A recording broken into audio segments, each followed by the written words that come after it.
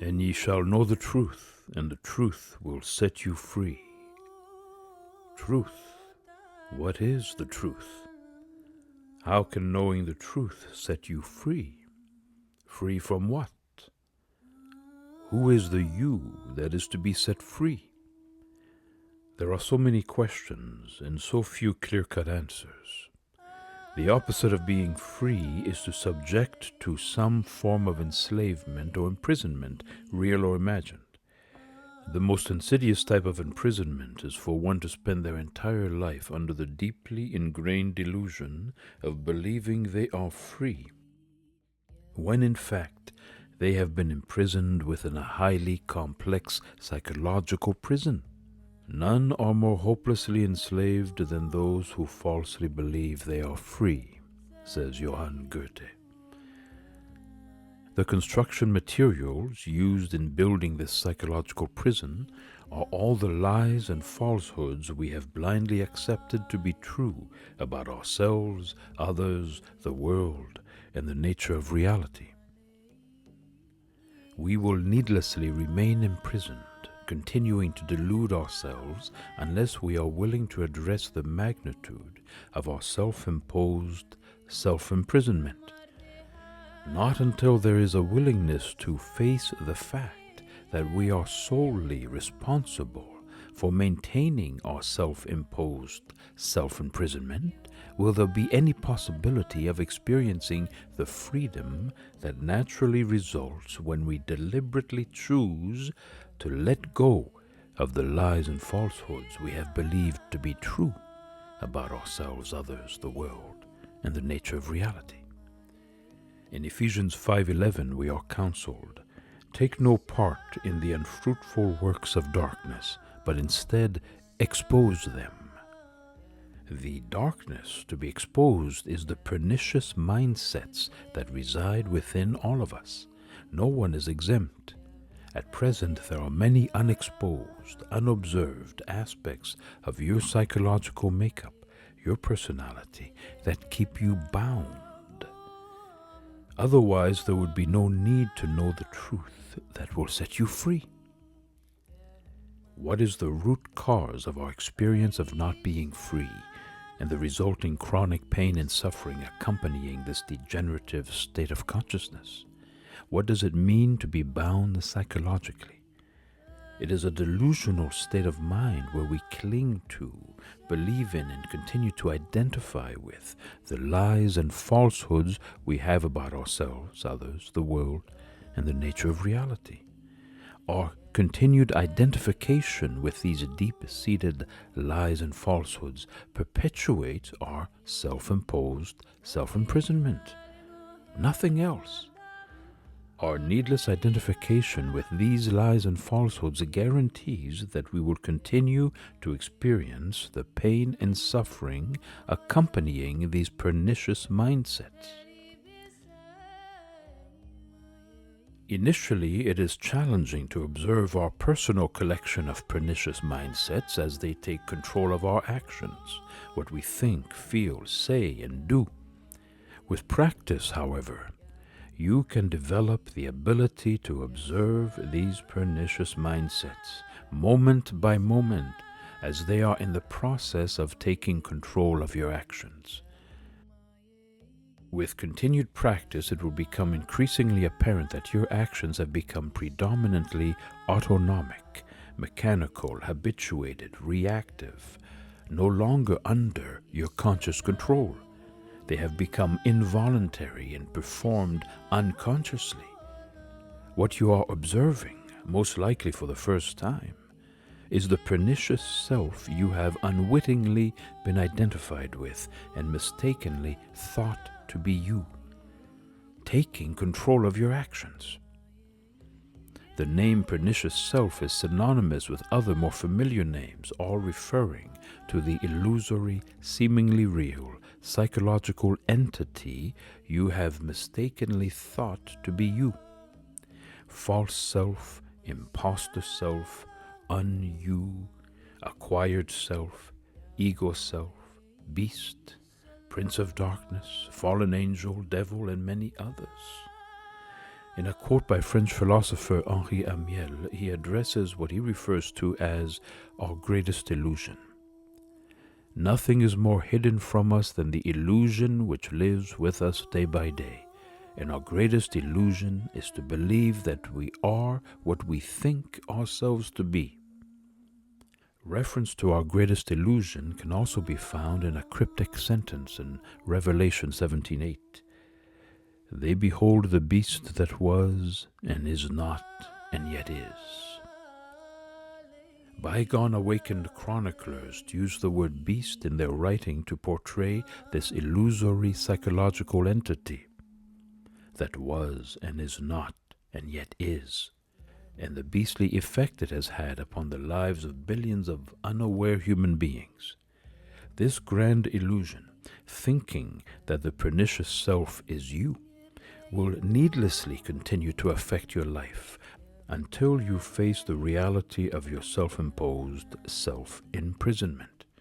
Your freedom from what now binds you is contingent upon you first acknowledging how you have needlessly been imprisoning yourself, followed by your willingness to follow a few simple, basic rules that will, when followed, unlock and set you free from what now binds you. The invitation to be free from what now binds you is at hand, available to all who will receive it and are committed to doing the requisite inner work. What keeps you from accepting the ever-present invitation by life to be free and at peace? Why continue to identify with and hold on to the pernicious parts of your psychological makeup that are solely responsible for all your confusion, pain, and suffering? Be assured that there is absolutely nothing that can prevent you from choosing to relinquish and let go of the pernicious parts of your psychological makeup, except your continued identification and reliance on the pernicious self now masquerading as you. To your detriment and others, at present, you are unknowingly relying on the pernicious self to provide you with a sense of self, security, and direction, all of which are false. It is your continued identification and compliance with the toxic directives of the pernicious self, now masquerading as you, that is responsible for keeping you bound, nothing else. What does the term toxic directive refer to? A toxic directive is an edict or order issued by the pernicious self that directs individuals to act in a manner detrimental to themselves, others, and the environment. When observed impartially and without judgment, it becomes unmistakably apparent that the individuals that compose the body of mankind, both past and present, have consistently complied with the toxic directives issued by the pernicious self, consequently producing the worldwide abominable state we now collectively find ourselves held captive.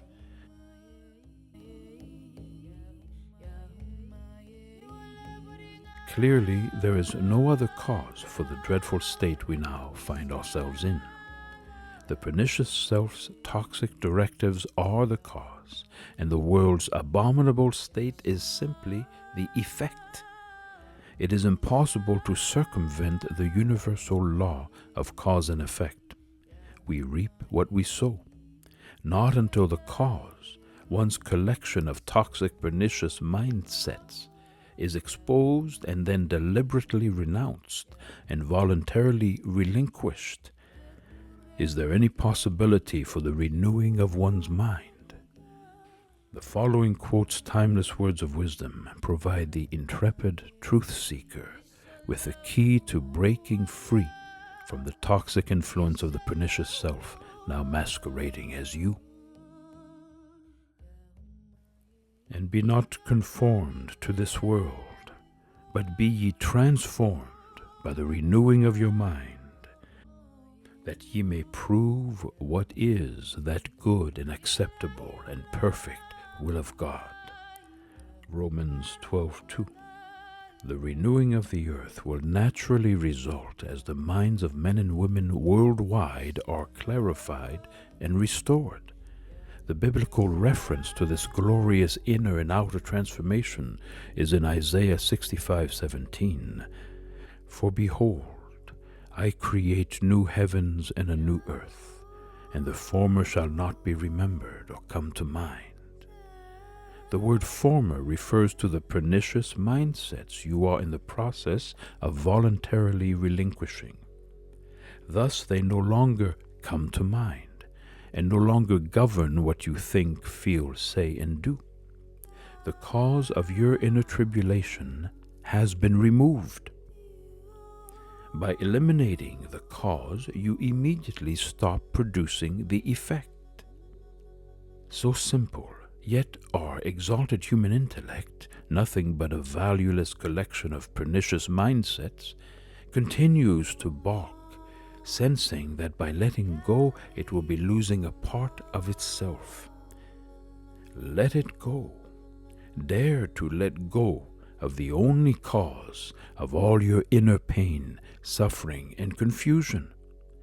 It is the only way to set the captive free. A word of caution. Don't be fooled into thinking that it is the pernicious self now masquerading as you that is to be set free. That specious line of thinking has singularly maintained the dreadful state currently in evidence worldwide. To be free is to expose and see through the grand illusion that the pernicious self has been masquerading as you. The freedom you seek is from the toxic influences of the pernicious self. Fighting against and struggling with these well-entrenched toxic influences, pernicious mindsets, inner darkness, in an attempt to free yourself, will only serve to bind you even more securely to the grand illusion that the pernicious self is you. Mistakenly thinking that the pernicious self is something that needs to be fought with and defeated in order to be free will only prolong your captivity. Remember, freedom is our natural state of being. There is no need to fight and struggle with the darkness. Let it go. Stop giving it your attention, and it will cease to exist, leaving you free and at peace. Following this simple instruction is the master key that will, when applied moment by moment, set you free. There is no other way that your inner freedom can be achieved. Your new understanding will help you to uncover and expose, possibly for the first time, the pernicious mindsets now occupying your inner environment, your state of consciousness. The Swedish philosopher Emanuel Swedenborg advised his readership, no one can conquer an enemy without coming in sight of him. Once exposed and observed operating within you, coming in sight of him, the opportunity is at hand for you to no longer permit your actions, what you think, feel, say, and do, to be governed by the toxic directives of the pernicious self now masquerading as you. Whereas before your actions were autonomic, reflexive, and reactive, now you have the opportunity to act consciously engaged in the process of taking your life back, a life that was never lost, but was held sequestered behind a jerry-built veil of lies and self-deception. From this moment on, your task is to see through this grand illusion and bring it to an end. For those who choose to stay the course, freedom from what now binds you is certain. Taking your life back is a process, a creative process. Like all creative processes, whether it be the creation of a blade of grass or a solar system, there are immutable universal laws that govern every phase of the creative process, Likewise, in taking your life back and reharmonizing with life's grand design, you will need to gain a greater understanding of these universal laws, followed by your unwavering willingness to put into practice, moment by moment, what you have come to understand.